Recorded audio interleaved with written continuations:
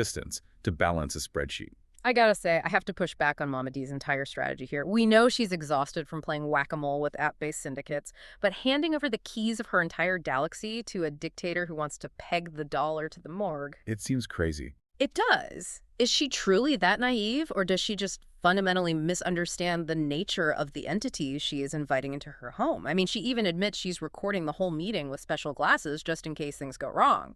So she clearly doesn't trust them. Well, the trap of convenience in governance often looks like naivety. Mama D views the Federation as a blunt instrument.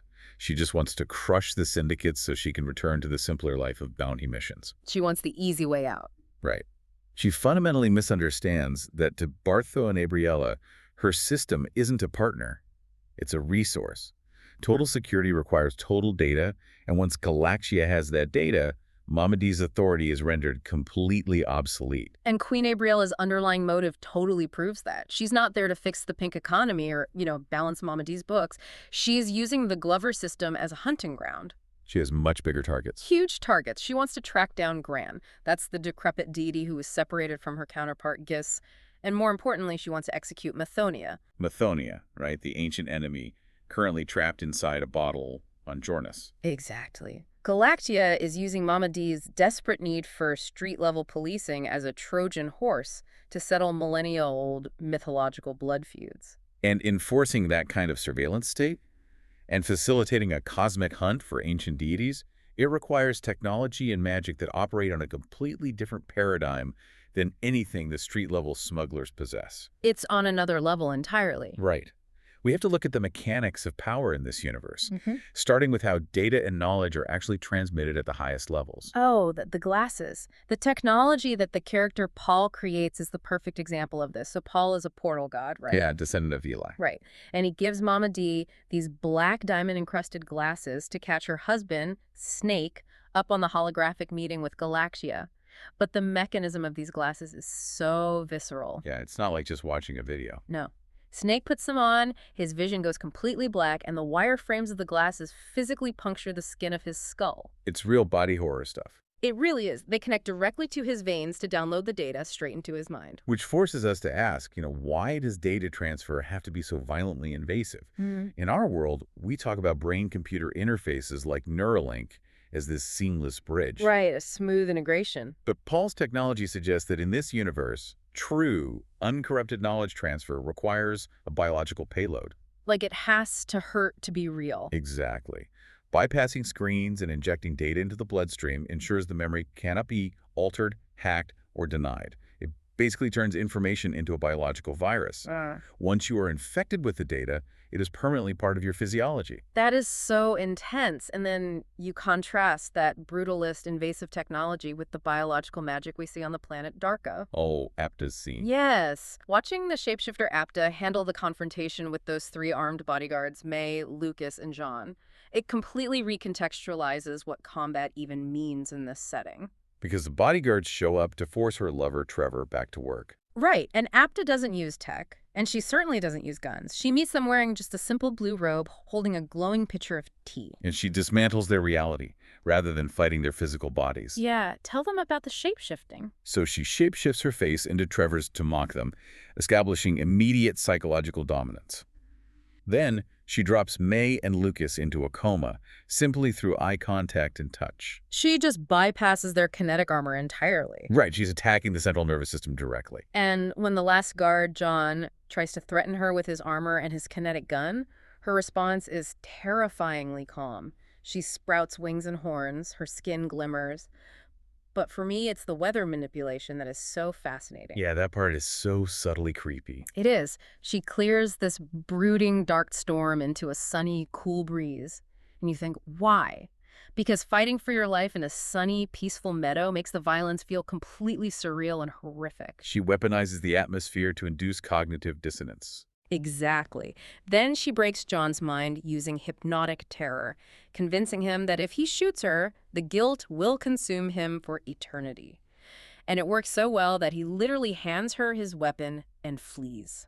Apta's encounter with John, Paired with how Aura controls the prison planet Jornus, it proves that physical containment is just obsolete. Right, because Aura runs the prison, but she doesn't use bars. No, she doesn't use bars to keep godlike inmates like DMG and Gis in check. She wraps her mind around their thoughts and manipulates their perception of reality. It's all in the mind. If the wardens of your universe can rewrite your thoughts, and the civilians can change the weather and induce comas with a glance, a traditional kinetic pistol is about as useful as a stone axe. Which brings us to that terrifying power imbalance hanging over the entire narrative. The mortal smugglers fighting in alleyways with guns and sticky bombs, they are completely unaware of the apex predators entering their ecosystem. They have no idea what's coming. None. But we get a massive warning about this from the lizard creator, Farcray. This is during his execution on Urk's moon by G and his son Michael. Farkray's dying words aren't a plea for his life. No, they are a desperate warning. Yeah, he warns that Queen Abriella is a demonic goddess who will turn their universe into her sandbox to hunt for the protector. Farcray understands what Mama D refuses to see. Abriella does not play by the rules of politics or trade or even conventional warfare. She operates as a force of mythic destruction. A walking natural disaster. Exactly. And the demonstration of her power on the sandy hills of Prudence illustrates the exact mechanism of this destruction. And honestly, it hinges on a profoundly toxic interpersonal dynamic. Oh, the cinematic scale of that scene on Prudence is incredible. A battle is raging between bounty hunters and mutated lizard creatures, and suddenly, a jewel-encrusted airship descends. Queen Abriella steps off in translucent silks and feathered headdress. But the catalyst for her power isn't a spell or a weapon. It is her husband. King Bartho. Yes. King Bartho walks behind her, and he intentionally whispers provocations. He is deliberately insulting her to chip away at her calm and ignite her anger. Because her anger is the engine of her power. Bartho isn't just a husband, he is basically a handler. Wow, yeah. He keeps the safety on the nuclear weapon until the precise tactical moment, and then he uses targeted emotional abuse to detonate her. It is a calculated deployment of rage. And once that trigger is pulled, it's just over. Her silks transform into rune-carved armor. Her headdress folds into a bladed helmet. She summons a sword of blazing energy, manipulates the desert sand into whirlwinds, encases enemies in crystal, and shatters them. She slaughters 25 creatures in seconds. Just turns a pristine desert into a landscape of molten craters. But looking at this mechanism, if her power scales infinitely with her rage, and her rage is intentionally stoked by her partner, does she have any actual limits? Or is this galaxy doomed the second she encounters genuine resistance? Well, that lack of limitation is exactly why Farcray called her a demonic goddess. The local forces are entirely blind to this threat, which brings the entire narrative crashing together at the impending LAP tournament. The Land-a-Punch tournament. Right. It's being viewed by the underworld syndicates like DOT led by Sin as a gang war.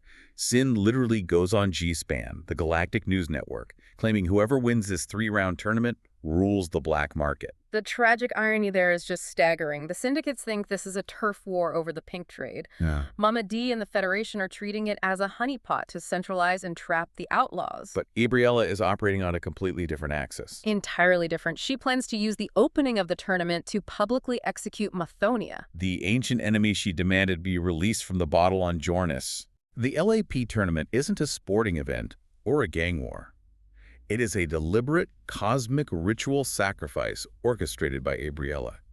She is turning street-level criminals into literal pawns on a mythological chessboard, using their petty squabbles over glowing rocks as a smokescreen to maintain her own cosmic order. It's brilliant and terrifying. When you pull the camera back and look at the entire board, this deep dive is a masterclass in examining how macro-level decisions immediately and violently dictate micro-level realities. Absolutely. I mean, Mama D's inability to stop a kid from ordering contraband on a smartphone app leads her to invite a foreign empire to establish a republic. That single decision shifts the reality for every person in the Glover system. They are now living under the shadow of a surveillance state that tracks their birth and ties the value of their money to their death. Exactly.